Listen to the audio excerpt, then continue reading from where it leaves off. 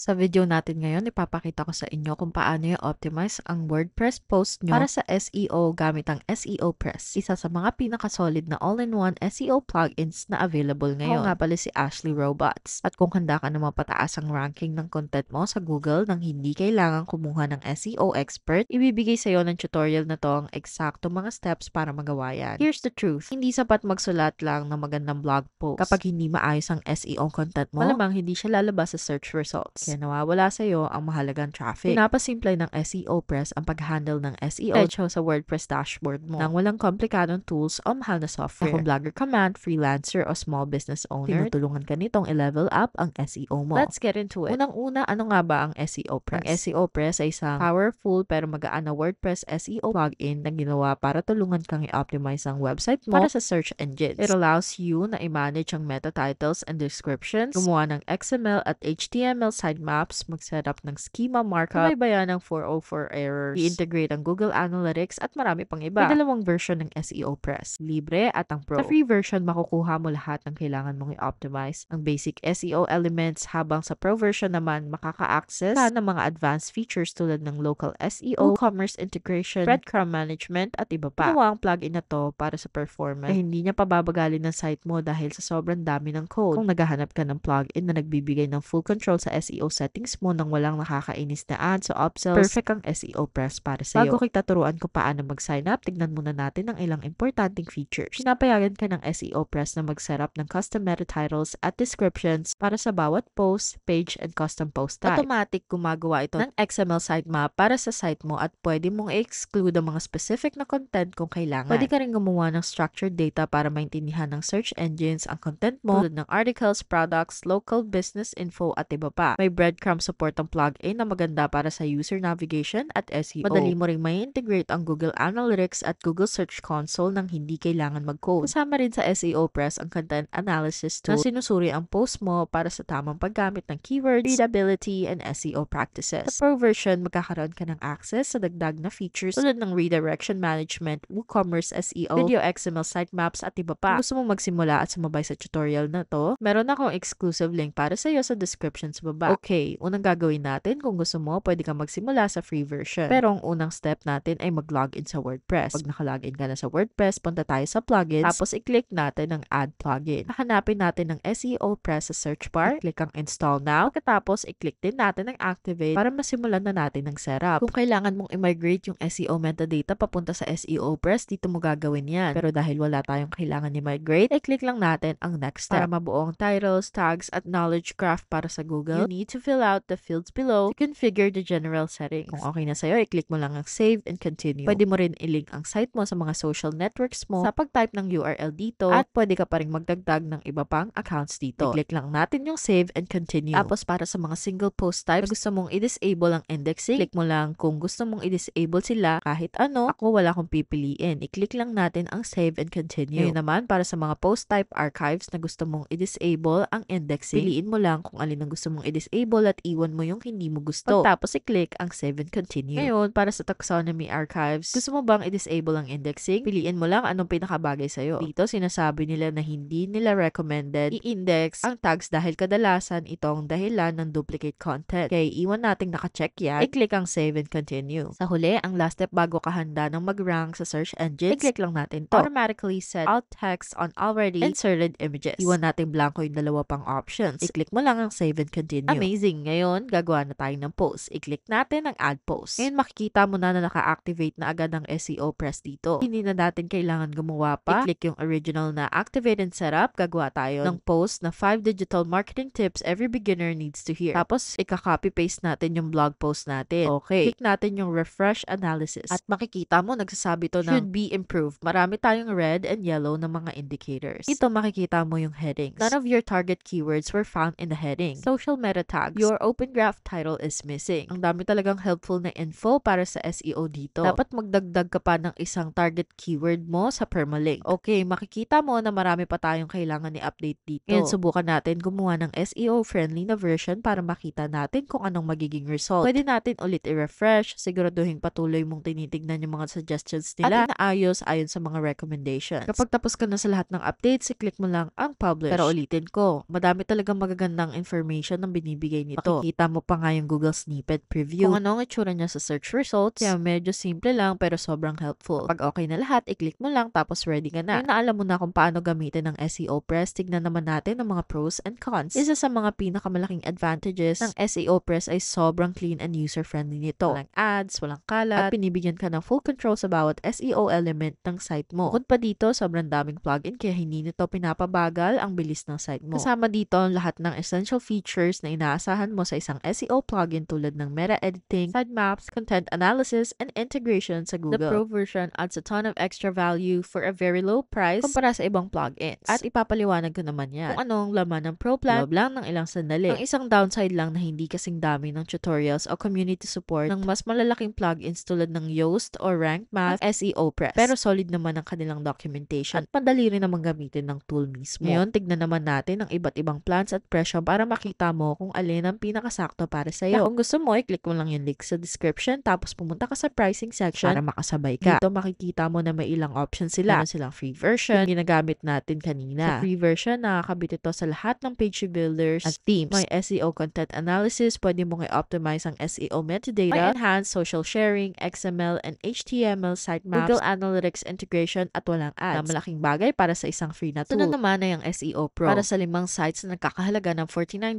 kada taon. Sama dito ang 5 sites, OpenAI integration, site audit, local SEO, WooCommerce support, SEO analytics stats sa dashboard mo, automatic and manual schemes, Google News at marami pang iba. Panghuli, meron kang SEO Press Pro na unlimited sites. Sa plan na to, it's $149 kada taon. Sa plan na to, makukuha mo lahat ng features ng SEO Press Pro para sa 5 sites pero unlimited naman ang bilang ng sites na pwede mong gamitin. So again, siguraduhin mong piliin yung pinakabagay para sa'yo. Pero kahit yung free plugin lang, magandang simula na yon. Kung gusto mo ng affordable, clean, and effective na paraan para i-optimize ang WordPress site mo para sa search engine, swak na swak ang SEO Press. Binibigyan ka nito ng lahat ng tools na kailangan para palaguin ang traffic mo nang hindi ka na-overwhelm. Again, gusto mong subukan, nasa description sa baba ang link. Ito ay affiliate links. Ibig sabihin, kumikita kami ng maliit na komisyon nang walang dagdag ng gasto sa'yo. Kaya kung gagamitin mo ang links namin, maraming salamat sa support mo in advance. Huwag kalimutan mag-like at mag-subscribe sa channel at mag-iwan ng mga comments o tanong sa baba. Gustong gusto namin marinig yan. Maraming salamat sa panonood. Kita-kits sa susunod.